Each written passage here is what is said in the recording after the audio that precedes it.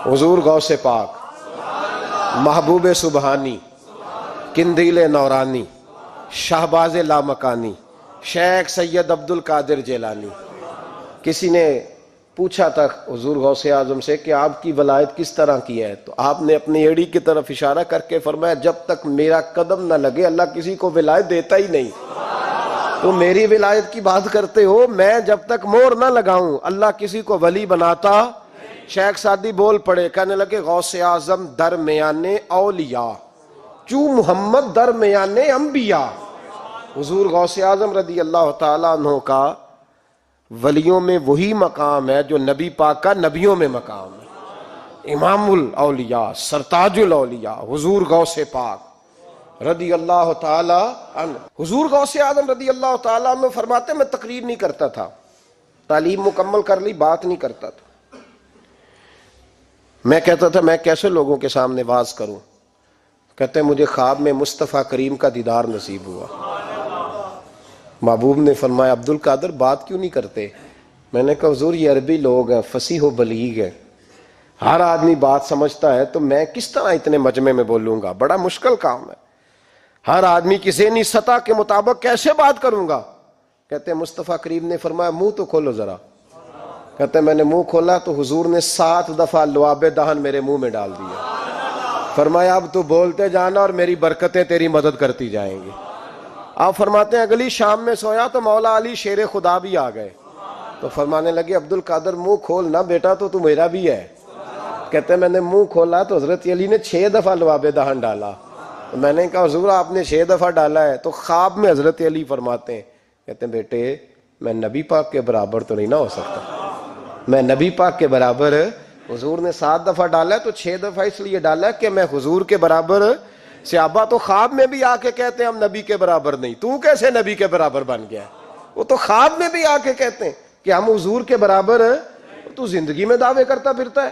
حضور غوث اعظم فرماتے ہیں بس پھر چھوٹی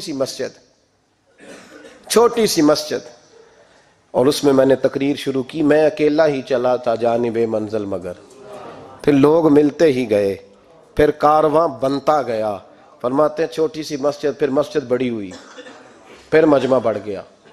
فرماتے ہیں پھر جامع مسجد، پھر مجمع وہاں بھی کم پڑ گیا، پھر بغداد کی عیدگاہ وہ بھی بھر گئی تو صحرا میں جا کے خیمے لگ گئے۔ کہتے ہیں تقریر ہوتی تو ہزاروں کا مجمع، ہزاروں کا۔ ملا علی قاری کہتے ہیں غوث اعظم کے اجتماع میں 70 ہزار لوگ شریک ہوتے تھے، ہزاروں علماء کاغذ قلم لے کے بیٹھے ہوتے تھے کہ غوث پاک جو باتیں بیان کریں گے تفسیری نقطے ہم نے نوٹ کرنے۔ اور حضور غوث اعظم کو اللہ نے یہ کمال دیا تھا، کمال، یہ آپ کی کرامت تھی کہ بغیر سپیکر کے بولتے تھے، جیسی سمجھ پہلے والے کو آتی تھی ویسی آخری والے کو آیا کرتی تھی۔ آج نا کرامت کی بات آتی ہے تو بندے چھپنے لگ جاتے ہیں، کہتے ہیں نہیں یہ نہیں ہو سکتا، بڑا مدافعانہ سا عمل، بڑا شرمندہ سا لب و لہجہ جی وہ غوث پاک۔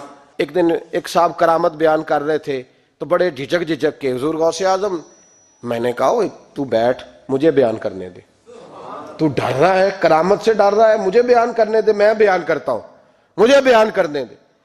ملا علی قاری علیہ رحمہ نے لکھا ہے، دیگر بہت سارے لوگوں نے لکھا ہے، غوث اعظم خطبہ دے رہے تھے، تقریر کر رہے تھے، اچانک ہاتھ آگے بڑھایا تو یہاں تک ہاتھ بھیگ گیا غوث اعظم کا۔ ہاں کھول کے دیکھے، کھول کے بات کر رہا ہوں، ہاتھ یہاں تک بھیگ گیا۔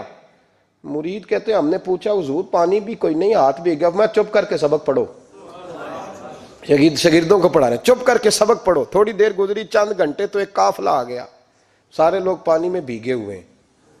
حضور غوث اعظم کے سامنے کھڑے ہوئے، کہا حضور آپ نے بڑی کرم نوازی فرمائی، بڑی کرم نوازی۔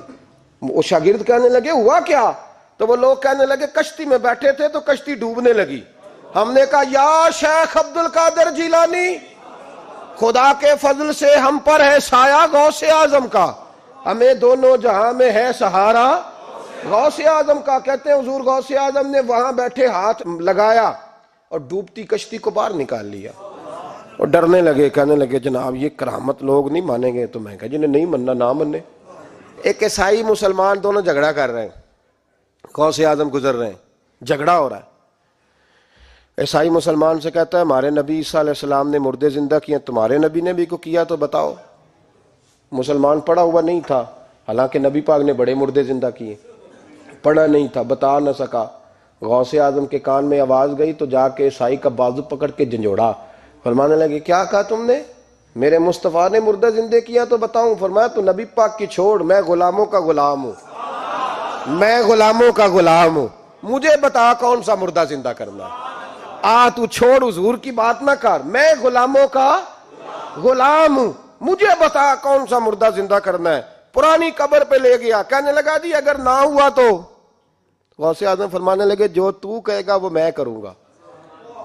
تو کہنے لگے اگر ہو گیا تو؟ اگر تو غوث اعظم کہنے لگے نہ میرے خانقاہ پہ جھاڑو دینا، نہ میرے برتن مانجنا، نہ میرے گھر کا سودا لانا، اگر زندہ ہو گیا تو بس میرے نبی کا کلمہ پڑھ جانا، بس میرے رسول کا کلمہ پڑھ جانا۔ اللہ اکبر۔ اس نے جو سب سے پرانی قبر تھی نا، وہ کہتا ہے یہ ہمارے دادا نے بھی نہیں دیکھا تھا بندہ کون ہے۔ اس قبر پہ کھڑا ہو کہنے لگا اس کو زندہ کریں۔ تو غوث اعظم رضی اللہ تعالیٰ عنہ قبر کے سرانے کھڑے ہوئے تو دعا کرنے لگے، کہنے لگے مولا اپنے لیے نہیں، تیرے رسول کے لیے۔ پھر فرمایا قم باذن اللہ، اٹھ اللہ کے حکم کے ساتھ۔ ایک عورت کلمہ پڑھتی ہوئی کھڑی ہو گئی، کھڑی ہو گئی، اور کھڑی ہو کے اس نے پہلا جملہ کہا تو کمال کر دی، کہنے لگی میرے نصیب دیکھو، میں بنی اسرائیل کی تھی، عبد القادر تیرے صدقے جاؤں، تو نے مجھے کھڑا کیا ہے تو اللہ نے مجھے مصطفیٰ کا کلمہ پڑھنے کی توفیق دے دی، تیرے قربان جاؤں عبد القادر، تیری کیا بات ہے۔ اب وہ بندہ دوڑ دوڑ کے غوث اعظم کے قدموں میں آیا، فرمانے لگے نا کلمہ میرے مصطفیٰ کا پڑھنا ہے، حضور کا غلام بننا ہے۔ او بھائیو، حضرت شیخ عبد القادر جیلانی، حضور غوث اعظم رضی اللہ تعالیٰ عنہ، معمولی بات نہ سمجھنا، حضور غوث اعظم رضی اللہ تعالیٰ عنہ فرماتے ہیں میں قدم نہ لگاؤں تو اللہ ولایت ہی نہ دے، میں قدم نہ لگاؤں تو اللہ ولایت نہ دے۔ ایک آدمی سے حضور غوث پاک ناراض ہو گئے، ایک شخص سے، نکل جا میرے آستانے سے۔ دعا منگیا کرو سنگیو، کتے مرشد نہ رس جاوے، جنہاں دے پیر رس جاندے، وہ جیوندے بھی وہ مرے ہی رہن، چل دوڑ جا، نکل جا۔ وہ کہتا ہے میں 300 ولی کے پاس گیا ہوں، 300، ہر ایک سے کہا میرے لیے دعا کرو۔ تو وہ کہنے لگا جسے عبد القادر دھتکار دے اس کو کوئی سینے سے لگا سکتا؟ چل واپس چلا جا۔ آ کے قدموں میں بیٹھ گیا، کہنے لگا سونیا معاف کر دے۔ فرمانے لگے تو نے دیر کر دیا، میں تو کب سے معاف کیے بیٹھا ہوں، تو نے دیر کی آنے میں تو رسول اللہ کا غلام ہوں، اور حضور نے معاف کرنا سکھایا ہے۔ حضور غوث پاک واز کرتے، نصیحت کرتے، اور چونکہ نہ شہرت کے لیے، نہ مال کے لیے، نہ نوٹوں کے لیے، اس لیے غوث اعظم جب تقریر کرتے نا، ایک دن بغداد میں بارش شروع ہو گئی، خطاب ہو رہا تھا، لوگ بکھرنے لگے تو 2 جملے غوث پاک کے، کہنے لگے یا اللہ تو دلوں کے بھید جانتا ہے، اگر بندے میں نے اپنی ذات کے لیے اکٹھے کیے ہیں تو تیز بارش برسا، دوڑا دے سارے، اور اگر تیرے لیے اکٹھے کیے ہیں تو پھر بھی تیری مرضی، رکھنے ہیں تو رکھ، بھیجنے ہیں تو۔ حضرت یحییٰ کہتے ہیں سارے بغداد میں بارش ہوتی تھی، پر جہاں غوث اعظم کی محفل ہوتی تھی وہاں کوئی نہیں ہوتی تھی، وہاں کوئی نہیں ہوتی تھی۔ غوث اعظم تقریر کرتے کبھی کبھی وجد آتا تھا۔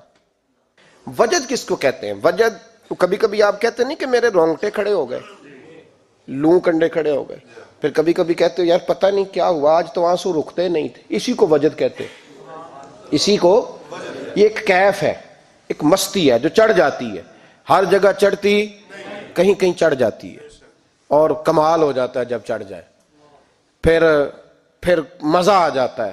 نہ انکار کریں اج میراں، اج موسم بڑا سہانا، مستی دا اج می برسا دے، نہیں پیاس دا کوئی ٹھکانا، تیرے کول اتر پرانا تے ساڈا درد بھی بڑا پرانا، تے میرا ہس ہس ٹال نہ سانو، اسی پیتےوں باج نہیں جانا۔ کبھی کبھی ایک ماحول ہوتا ہے نا، کبھی کبھی حضور غوث اعظم وجد میں آتے تھے، کبھی کبھی اللہ کی دریائے رحمت کو بھی کبھی کبھی جوش آتا ہے، اور میرے حبیب فرماتے ہیں وہ پہلے آسمان پر نزول جلال کرتا ہے جو اس کی شان کے لائق، اور فرماتا ہے بندو مانگ لو جو مانگو گے میں دے دوں گا۔ میرے محبوب کے دریائے رحمت کو بھی جوش آتا تھا، حضور فرماتے تھے آج پوچھو جس نے جو پوچھنا ہے پوچھو، حضور فرمایا کرتے تھے۔ ایک دن حضرت ربیہ بن کعب سامنے کھڑے ہیں تو فرمایا سال یا ربیہ، ربیہ جو دل کرتا ہے مانگ لے تیرا نبی تجھے دے دے گا۔ کبھی کبھی دریائے کرم جوش میں، تو غوث اعظم کو کبھی کبھی جوش آتا تھا۔ ایک دن تقریر کرتے کرتے کرتے کرتے جذبات میں آ گئے، جوش میں، یوں نظر اٹھائی تو حضرت خضر گزر رہے تھے اوپر سے، اور جوش جذبات میں فرمانے لگے، او بنی اسرائیل کے ولی ذرا نیچے تو اتر، ذرا محمد عربی کے غلام کی بھی چند باتیں سن کے جا، آج تجھے سناؤں رسول اللہ کے غلام کس طرح کے ہوتے ہیں۔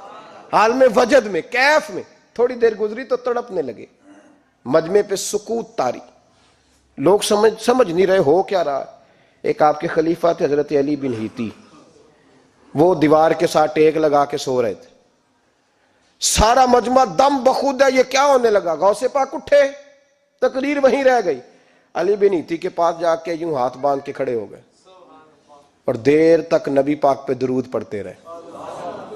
ان کی آنکھ کھلی تو وہ بھی روئے، غوث اعظم بھی روئے، دعا ہو گئی، جلسہ ختم۔ غوث پاک سے تو پوچھنے کی طاقت ہی نہیں تھی نا کسی کی، ان سے کون پوچھے؟ لوگ حضرت علی کے پاس، حضرت علی بن ہیتی رحمت اللہ علیہ، حضور یہ کیا ہوا؟ ہمیں سمجھ نہیں آئی۔ آپ فرمانے لگے، تمہیں کیا بتاؤں، تم کسی معمولی پیر کے ماننے والے نہیں ہو، میں آج غوث اعظم کی محفل میں بیٹھے بیٹھے ہی مدینے پہنچ گیا ہوں اور مجھے رسول اللہ کے جلوے نظر آنے لگے ہیں، پر میرے شیخ کا کمال دیکھو، جو میں خواب میں دیکھ رہا تھا عبد القادر ظاہری آنکھوں سے نظر فرما رہے ہیں، ظاہری آنکھوں سے، عالم وجد میں، کیف میں، سرور میں۔ اور جب غوث اعظم تقریر کرتے تھے نا تو 50 آدمی اس کونے سے کھڑے ہوتے تھے، کہتے تھے حضور ساری زندگی گناہ کیے ہیں، اب توبہ کرتے ہیں، اب دوبارہ گناہ نہیں کریں گے۔ اس کونے سے 15 کھڑے ہوتے تھے، حضور ڈاکے ڈالے ہیں ساری عمر، اب توبہ، آپ کی بات نے دل بدل دیا ہے، اللہ نے توفیق ہدایت دے دی۔ ادھر سے 10 کھڑے ہوتے، حضور سود کا دھندا، چوری کا دھندا، آج کے بعد توبہ۔ ایک بزرگ تھے حضرت یحییٰ بن نجا ان کا نام تھا، وہ کہتے ہیں میں نے سوچا روز بندے توبہ کرتے ہیں، آج میں گنوں نہ کہ ایک محفل میں کتنے کرتے ہیں، آج گنوں نہ۔ اب تو کاؤنٹنگ کے مختلف ذرائع ہیں نا، کیلکولیٹر ہے، باقی چیزیں، اس زمانے میں یہاں گٹھلیاں ہوتی تھی کھجور کی، بندے کوئی چیز گننی ہوتی تو گٹھلی ڈالتے، یا لوگ دھاگا لے جاتے تھے، ہر دھاگے پہ گرا لگاتے تھے، ایک گرا دوسری گرا، وہ کہتے ہیں میں نے نا اپنے پلو کے چادر کے نیچے دھاگا چھپا لیا، ایک بندہ توبہ کرنے اٹھا تو ایک گرا ڈال دی، دوسرا اٹھا تو دوسری گرا ڈال دی، تیسرا اٹھا تو تیسری، کہتے ہیں اچانک بندے زیادہ ہو گئے، اب میری سپیڈ ہی بڑی کم تھی، میں کوشش بڑی کرتا پر بندے زیادہ، کہتے ہیں بڑی کوشش کی پر میں پورا ہی نہ ہوں، کہتے ہیں جب میں تھک گیا نا اور تھوڑا سا میرا سانس بھی پھولنے لگا، پریشان بھی ہوا، تو غوث پاک نے میری طرف دیکھا اور دیکھ کے مسکرائے اور مسکرا کے فرمانے لگے، یحییٰ میں دلوں کی گرے کھولتا جا رہا ہوں، تو بند کرتا جا رہا ہے، میں گرا کھول رہا ہوں، تو گرے لگا رہا ہے، اور چھوڑ دے یار، تجھ سے نہیں گنا جائے گا۔ یہ عبد القادر کی وجہ سے توبہ نہیں کر رہے، خدا کے فضل کی وجہ سے کر رہے، اور اللہ کا فضل گنا جا سکتا نہیں، شمار کیا جا سکتا۔ فرمایا نہ کر۔ آپ نے 40 سال لوگوں کو تبلیغ فرمائی، ہزاروں یہودیوں نے کلمہ پڑھا، لاکھوں نے، عیسائیوں کا بڑا عالم تھا، وہ کہتا ہے میں پوری انجیل پڑھتا تھا، جتنے نسخے تھے سب مجھے یاد تھے، لیکن میں متاثر ہو گیا اسلام سے، یمن کا رہنے والا تھا، میں نے ایک ٹھان لی اس کے ہاتھ پہ کلمہ پڑھنا ہے جو اس وقت نبی پاک کی امت میں سب سے زیادہ شان والا ہو۔ کہتے ہیں میں سویا تو خواب میں جناب عیسیٰ کا دیدار ہوا، اور مجھے کہنے لگے تلاش کرنے کی ضرورت ہی کوئی نہیں، بغداد چلا جا، بغداد حضور غوث پاک کی بارگاہ میں۔